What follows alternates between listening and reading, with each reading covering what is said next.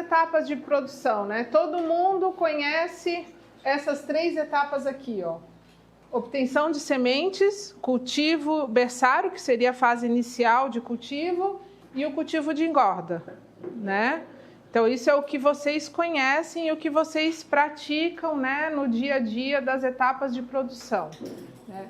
Mas o que eu fiz questão de trazer para essa aula de hoje? Eu fiz questão de trazer 2 tópicos importantes que têm que ser considerados na etapa de produção, e principalmente num local onde está tendo mortalidade, né? Porque quando começa a morrer o nosso bicho que está lá dentro da água, que tu não controla nada, a gente tem que entender o que está acontecendo com esse animal lá dentro, né? Então, por isso que eu trouxe isso para a nossa aula, e que depois, na próxima etapa, a gente vai falar sobre as boas práticas em cada etapa, certo? E, por final, então, a comercialização e a colheita, que eu não posso deixar de falar isso, tá? Como é que essas etapas se inserem dentro do nosso ciclo de vida, né? Então, até esse momento aqui é a etapa de obtenção de sementes, né? Então, tudo isso aqui, desde a fecundação dos animais, a obtenção dos gametas, até aqui é a parte de obtenção de sementes. Isso aqui, para nodipecten nodosos, necessariamente é produzido em laboratório. Então, foi o que aconteceu com o Lorival. O Lorival começou a produzir porque montou o laboratório que atendeu essa etapa, produziu as nossas sementes. Então, ele consegue agora entrar para as próximas, que é o cultivo berçário e o cultivo de engorda, né?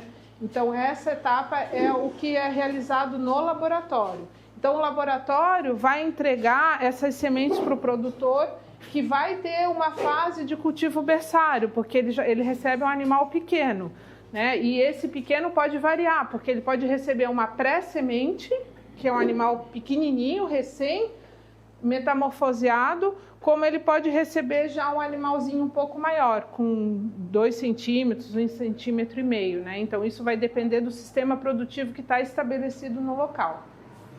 E aí, depois, então, vem o cultivo de engorda, que é a parte onde o animal já cresceu, já não está tão sensível, e ele tem a parte final da produção. Por que eu trouxe isso também para vocês? Existe uma tendência de setorizar, aqui a gente tem quem produz as sementes, né? Quem faz tudo isso aqui, faz o cultivo berçário e faz o cultivo de engorda, ou uma outra opção que está surgindo é quem faz essa etapa, a etapa do berçário, que fica só responsável de produzir as sementinhas. Porque essa etapa, o cuidado do animal é muito maior que aquela lá, por uma razão bem simples. A nossa estrutura, o nosso petrecho de cultivo, a nossa lanterna, a malha é mais fina. Então, o que acontece? Entope mais rápido, né? Então, depois, mais para frente, vocês vão ver como isso é importante, né, na produção nessas etapas. Então, isso aqui é uma possibilidade de existir essa especialização na produção de sementes. E aí, ficar só o pessoal com a engorda, certo? Então, isso também é uma tendência em função da classificação das áreas de cultivo, né? Porque, por exemplo, às vezes tu pode ter um local que está permitido, a retirada está livre, né, que é um local pequeno, e que tu produziu o teu animal em uma outra área e levou depois para aquela área para poder deixar ele pronto para comercialização. Vocês vão ver mais para frente também isso. Simone, eu acho que é importante a gente explicar principalmente para as meninas. Eles fazem o final. E a gente não tem, ou está tentando desenvolver uma parceria para que todos fiquem, nós e vocês, fiquem especializados nessa do meio, que é o berçário. Claro, gente. Isso acho que vai ficar mais claro quando eles entenderem cada etapa, porque aqui eu só estou falando qual é o nome das etapas, mas não estou trabalhando as etapas para eles entenderem quais que são. Mas o que a Paty quer dizer é que o que acontece? Atualmente o modelo aqui é receber esse animal já maior, que vocês recebem, né? Então vocês recebem a semente maiorzinha e aí fazem o cultivo dela. Mas existe uma etapa anterior que a princípio é feita pelo IEDBIG, né, que é feita aqui nesse laboratório, que a gente vai estar antecipando essa etapa né, em função de tentar melhorar o sistema de produção, tá? Uma pergunta, vocês estão conseguindo acompanhar? Tá, legal. Você está conseguindo acompanhar? Se tiver dúvida, não fica com vergonha de perguntar, tá? Diz assim, professora, o que é isso aí? O que é a larva, né? É que essas imagens são todas de microscópio, né? A gente também não enxerga nada disso. Isso aqui... A gente não consegue ver. Isso aqui, tu não consegue, tu só vê um ponto preto no tanque, na água, tu só vê um pontinho preto, né? Então, tu só vai começar a ver a olho nu nessa fase aqui, ó, que daí tu já começa a ver ela fixada na estrutura. Daqui para lá é só pontos. Quando ocorre uma reprodução dentro do cultivo,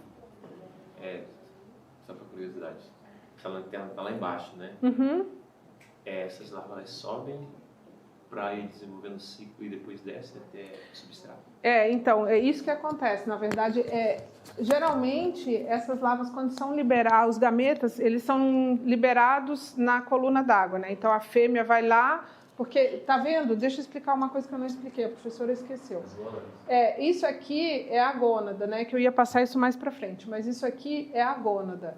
Então, a gônada, a parte laranja é a parte feminina da gônada, é o gameta feminino. E a parte branca é a parte masculina do gameta, né? Então, é onde está o espermatozoide que vai fecundar o gameta feminino e começar a desenvolver. Que aqui tem um exemplo de um gameta, né, feminino. Esse aqui ele já está com corpúsculo polar, ele já foi fecundado, né? Então, ele já começou, o espermatozoide é muito pequenininho, não dá para ver aqui.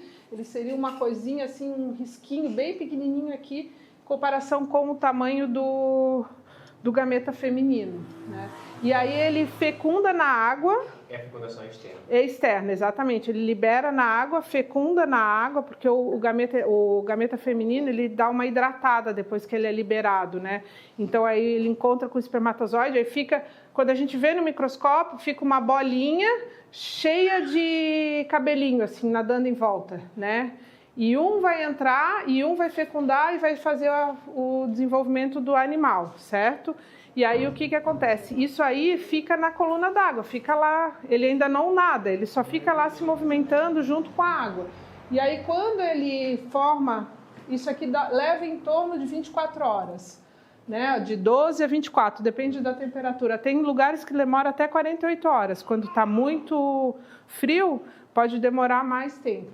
Então quando já está na larva D, ela tem um velo, que é uns cabelinhos que ela põe para fora e ela fica se mexendo e fica nadando, né? Então ela vai ficar todo esse tempo aqui nadando. Pena que eu não tenho uma filmagem dela nadando, né? Até o momento que ela começa, já está bem formada, aí ela bota esse pezão para fora e esse pezão vai procurar algum local para ela se fixar. Então daí ela fica na coluna d'água, quando ela já passou 10 dias, mais ou menos, que já está desenvolvida, ela começa a ir para o fundo para procurar esse substrato. Aí, geralmente, na natureza, algas, como é que a gente... cigrás, que eles falam que é o capim do mar, né? Que ele tem bastante vídeo na internet. Inclusive, aquele vídeo que eu mostrei antes era numa região de cigrás, né? Que é o capim marinho. Que é uma macroalga, né? Que está ali dentro. Então, e aí ele se fixa ali, e aí ele fica um tempo ali se fixado, mas ele solta, ele volta. Ele solta, ele não vai muito longe, o animal não vai muito longe, ele fica indo e voltando, porque é uma fase muito delicada. Isso aqui é a concha, né? Aqui é a estrutura da larva ainda. Então, isso aqui se chama, é um nome bem feio, prodizoconcha, né? Aí tem prodizoconcha 1, prodizoconcha 2, assim vai, né? Então, é quando começa a formar a concha do animal. Até que ele desenvolve a brânquia, que é esses risquinhos, aqui ele não tem brânquia, desenvolve a brânquia, e aí com a brânquia ele começa a fazer o processo de filtração, né? Antes ele estava captando o cuvelo, botando para dentro, botando para a boca, né? Aí aqui ele vai desenvolver a brânquia e vai fazer a filtração. Certo? Alguma dúvida? Tá. E aí agora então vem o nosso item, o terceiro item, né, que é a parte de boas práticas de manejo. Nós vamos ficar mais um tempinho? Mais 30 minutos. Mais uns 20 minutinhos. Não é? Tá. Você Pode, assim, a gente... 10 eu te sinalizo. Tá. Então, eu acho que a gente pode, até essa parte inicial, tem uma parte bem legal agora. Pelo menos eu acho interessante. Desculpa, eu não falei. Não, tá vendo, ó? Tá vendo? A professora esqueceu. Lembra que tinha 2 pontos que eu inseri nas nossas etapas da produção? Que eram monitoramento dos parâmetros de qualidade da água e o monitoramento dos parâmetros zootécnicos. Isso é muito importante, né?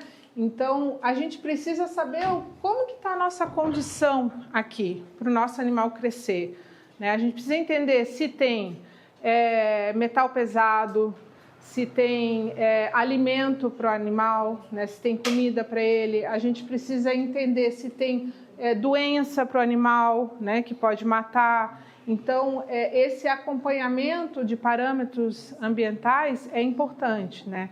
Abrindo um parêntese, doença, geralmente, a gente não vai olhar na água, a gente vai olhar no animal, né? A gente não olha na água. Mas o que a gente olha na água? Temperatura, salinidade, totais de partículas na suspensão, né? Quantidade de microalga, seja por quantificação de clorofila, que é essa palavra moderna, que a gente até tomou um suco de clorofila, né?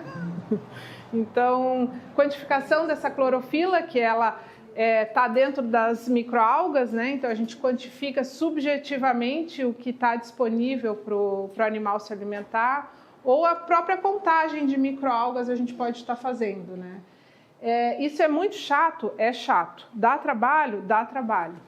Mas a gente tem que monitorar alguma coisa no nosso cultivo. Não pode não monitorar, né? Então, se tu quiser entender por que teu animal está crescendo bem, ou por que ele não está crescendo, ou por que ele está morrendo, a gente precisa acompanhar algumas coisas.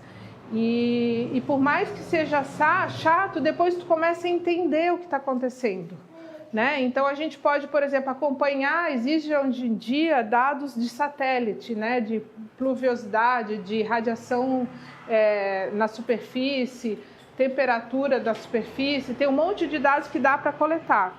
Ou a gente tem um equipamento simples, por exemplo, um disco de SEC. O que é um disco de SEC? É uma corda com uma tampa de balde, onde tu faz um X, branco, preto, e tu coloca no fundo e vai marcando quantos metros tu tem de visibilidade. Então, tu consegue ter uma ideia, né, de como que está a tua água, se tem partícula, se não tem partícula, né? A salinidade é um equipamento com nome bem feio, refratômetro, né?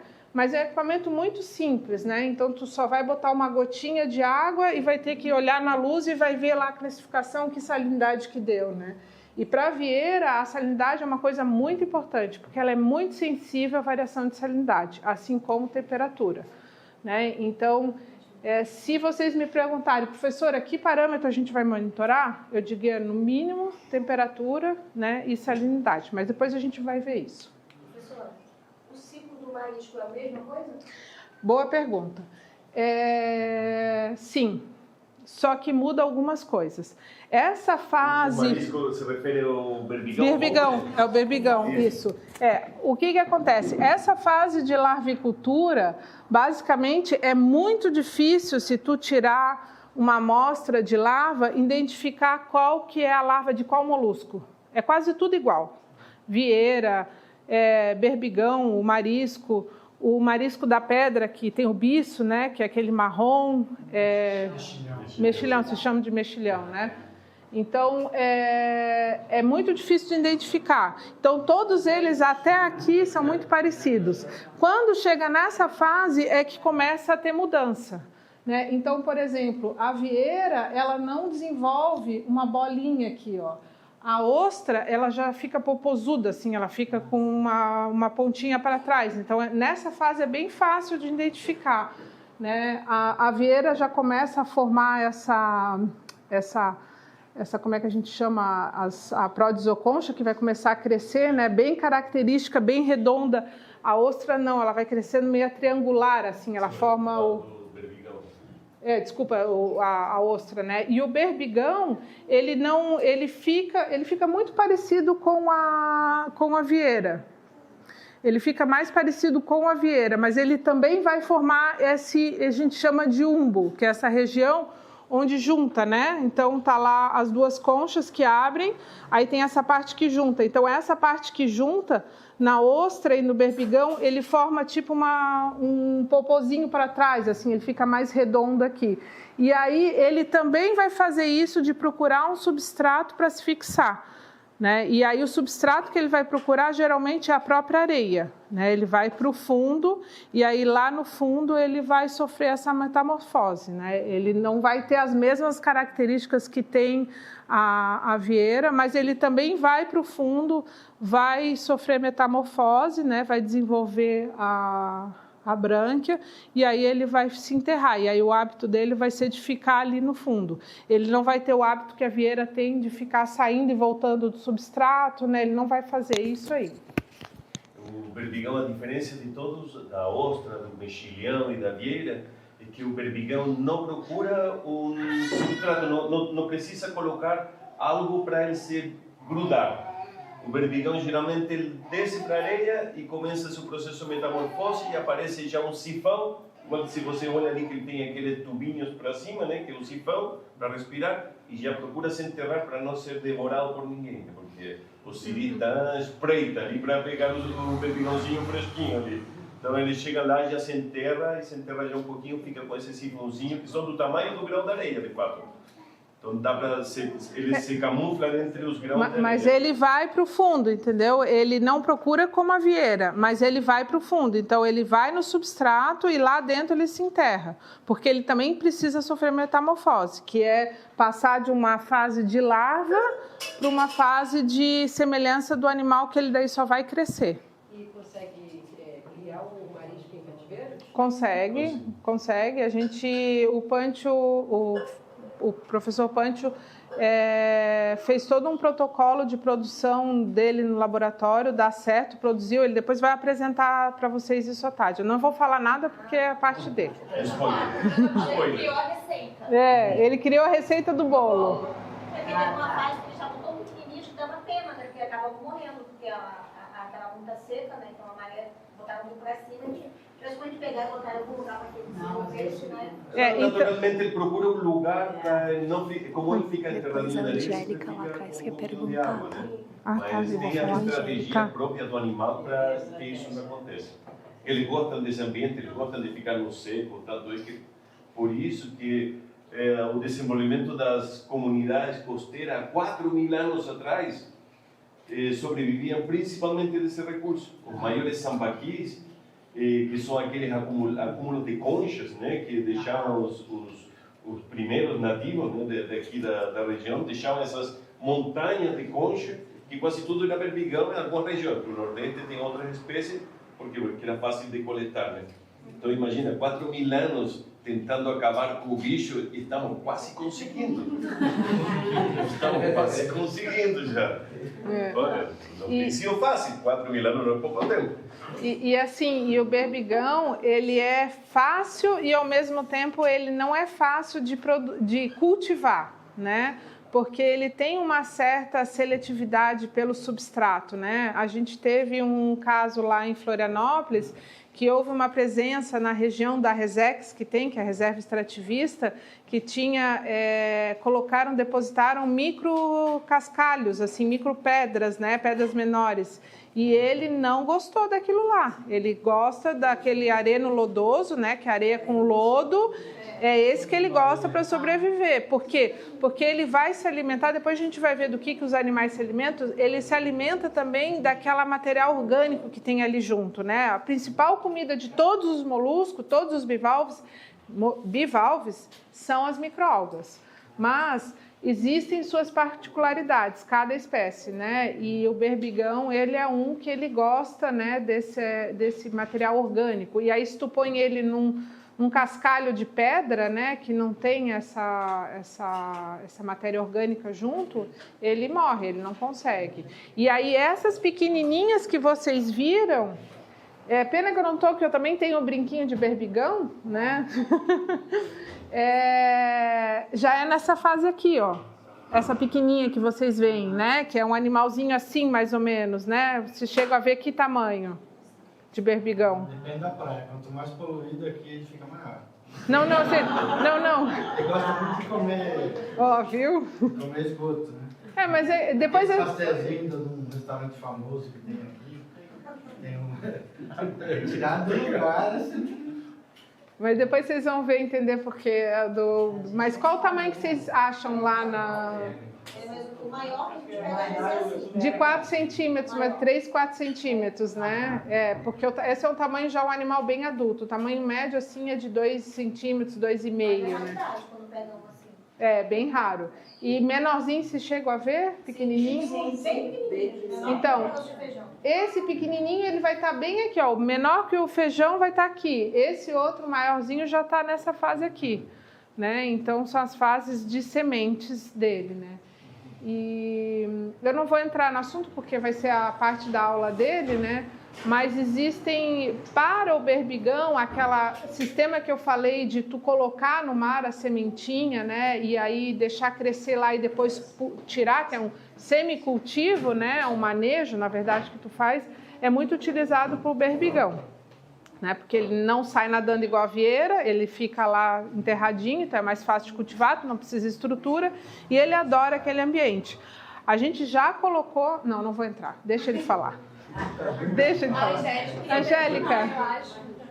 Fala, Angélica. Eu ia comentar, foi naquele momento que vocês estavam falando que o marisco ele fica praticamente enterrado, né? Um debaixo do lodo. Eu lembro que em 2018 a 2019, eu fui numa praia, foi até na praia do aeroporto, né? Que tem um acesso mais fácil perto de casa. Aí na praia tinha muito marisco, muito. Aí teve uma época que eu fui lá, o que acontece?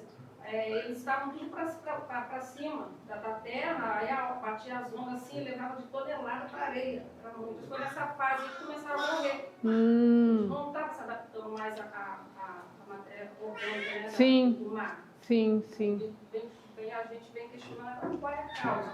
Talvez seja isso, a poluição também, tem mas na hora de falar, mas tem a poluição, claro. Aí você vê no manho, passa pelo aporte da Tararaca, pegando a enfiada, você olha no também.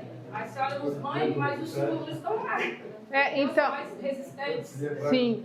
Então, assim, isso que tu estás falando é muito importante, né? Porque o que está ali, poluição, existe a poluição orgânica e a poluição inorgânica, né? E dentro da poluição orgânica, até uma certa quantidade, ela pode até servir de alimento para o animal. Mas quando ela passa de um nível, aí ela já prejudica o animal. Para colaborar, já que era meu doutorado, Pode. Levanta. O berbigão, então, esse problema que você está relatando não é só ali. Em Santa Catarina morreram todos. Não quero. A maior reserva extrativista, provavelmente, do Brasil, não tem mais. Aquele pastorzinho de berbigão está caro, mas está caro. Quanto que foi? 40? Nossa senhora, não dá para... Não, e desse tamanhinho, um pastelzinho de berbigão, R$40. É um problema, né? Tem região que ainda tem muito berbigão.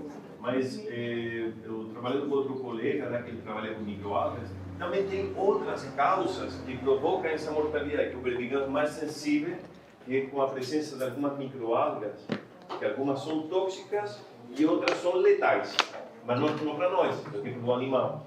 Então, quando acontece que cresce muito esse tipo de microalgas, eles também se grudam nas brânquias e termina matando. O berbigão é um animal extremamente resiliente, como eu falei, são 4.000 anos que a gente vem tentando. Então, demora, o processo para ele se recuperar naquela área pode demorar muito tempo de forma natural. Mas tem aquela estratégia que a Simone falou, que às vezes que vai lá e coloca a semente de novo, para que esse processo de recuperação daquele lugar seja mais rápido. Porque para se recuperar precisa ter machos e fêmeas que possam produzir os filhotinhos. Se tiver poucos machos e fêmeas, ou eles estiverem muito distantes uns dos outros, eles não vão se encontrar os espermatozoides e os ovócitos. Então precisa ter, porque a estratégia do berbigão é essa, estar em grupos grandes. Porque quando você vai catar, encontra um perdil aqui, um perdil lá, e aparece aquela manta de berbigão. E sai lá 300 quilos de berbigão uma hora, né? Então, se isso não estiver acontecendo, significa que tem poucas chances de desencontrar esse gameta masculino com o gameta feminino. Então, por isso que demora. Mas aí tem essa outra estratégia que se chama repovoamento. Então, você produz a semente em laboratório, coloca elas no ambiente quando a gente tem um tamanho suficiente para sobreviver, né? E aí vai criando-se novos bancos naturais que vão naturalmente se reproduzir depois e poder produzir mais berbigão. Em alguns países, por exemplo, eles produzem vieira, como Simone falou, com esse semicultivo, onde eles produziam semente de vieira e largavam no mar. Então diziam, vou produzir 100 milhões de sementes. Vocês podem tirar 50 milhões de vieiras. Você tem um grupo de pescadores, pode tirar 50 milhões de vieiras. Porque sabem que vai sobreviver 50% desses 100 milhões de vieiras. E aí fazem isso todos os anos. Chegou um minuto que não precisam mais colocar semente, porque sempre tinha animais que podiam se reproduzir naquele lugar, e hoje em dia é um lugar saudável, cheio de moluscos, né? E a importância dele estar na água é incrível, porque os moluscos bivalves são um dos principais protagonistas, são protagonistas da qualidade da água. Porque eles, o berbigão, por exemplo, oxigena o solo, porque ele se enterra. Então, igual que as minhocas na terra para plantar. As minhocas permitem que entre oxigênio dentro da terra. E o berbigão também faz isso, claro, com aquelas minhoquinhas que também tem no sedimento. E eles vão pegar essa matéria orgânica e vão filtrar. Então, eles vão aproveitar, vão fazer com que esse ambiente seja muito mais saudável. Então, é importante que esse bicho esteja lá não só para poder consumi-lo, sino para poder manter a qualidade da água. É fundamental. Então, viu um bivalves ali, mas eles são... Entendeu por que a gente é assim? O molusco bivalves são a chave da qualidade ambiental no mar. É os moluscos na água e as abelhas na terra. Isso que ela falou, né? Eles ficarem muito expostos, por exemplo, eles vão no céu, então lá tem um manguezal. Então, a lancha, quando entra com uma força muito grande, ela leva uma onda muito gigante para a praia. Sim. Levando areia e tirando um pouco da lama. Então, Sim. o marisco automaticamente ele sobe.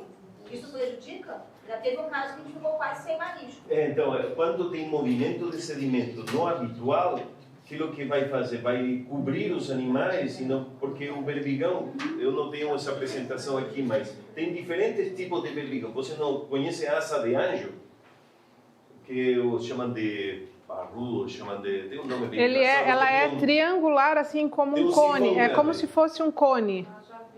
Não, desculpa, essa é a outra. Não, ela é redonda, ela é uma asa de anjo mesmo. Ela é bem molinha, concha, ela desmancha na mão, assim, se tu apertar com força. Mas ela tem um sifão bem grande, então ela se enterra um monte. Então ela se protege da temperatura, de predadores, etc. E o berbigão não, tem um sifão bem curtinho. Aquele tubinho que ele usa para respirar, ele é desse tamanho. Então ele se enterra um pouquinho para respirar, ele fica quase meio centímetro. E quando seca a maré, ele se enterra para se proteger do calor, de predadores, etc. Gaivota, que sai lá catar.